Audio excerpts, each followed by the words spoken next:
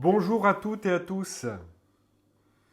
Sur cette vidéo, le mois de février, le thème, la fatigue. Et oui, c'est un facteur qui nous empêche d'avancer. Sur la fatigue, je vais vous proposer le thème, le surmenage. Comment déceler un surmenage?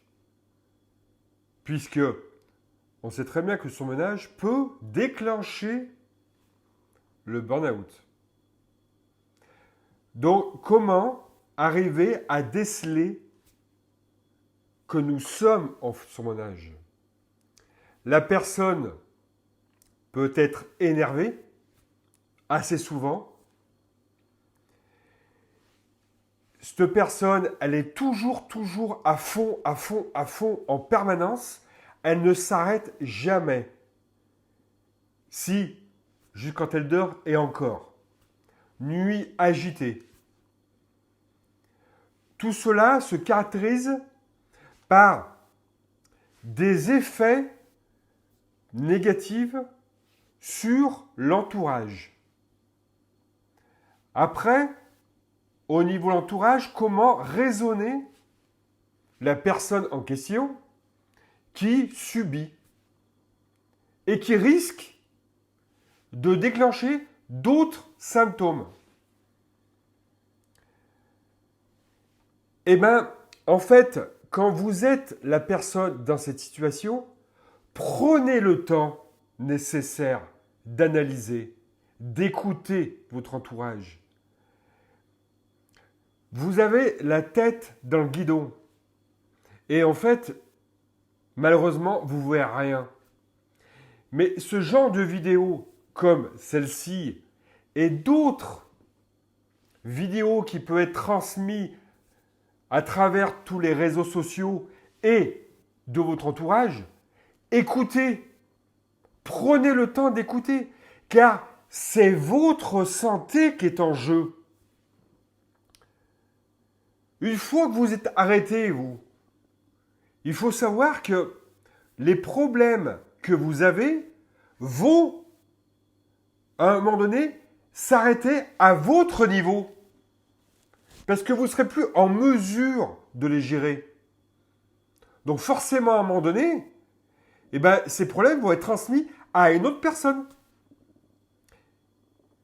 Donc ça là, posez-vous les bonnes questions.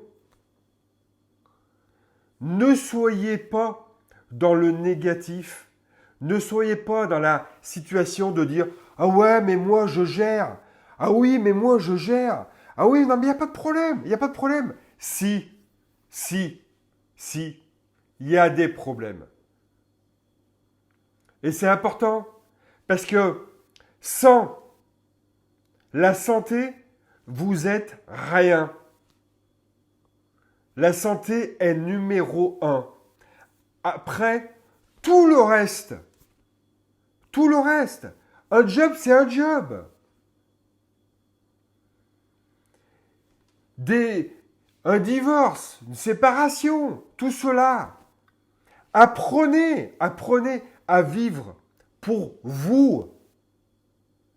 Car ce qui se passe à un moment donné, quand vous vivez pour vous, c'est que vous allez dégager, vous épanouir à travers votre entourage et votre compagne.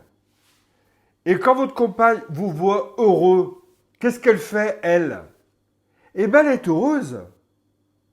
C'est pour cela qu'on dit, pensez à vous, soyez égoïste.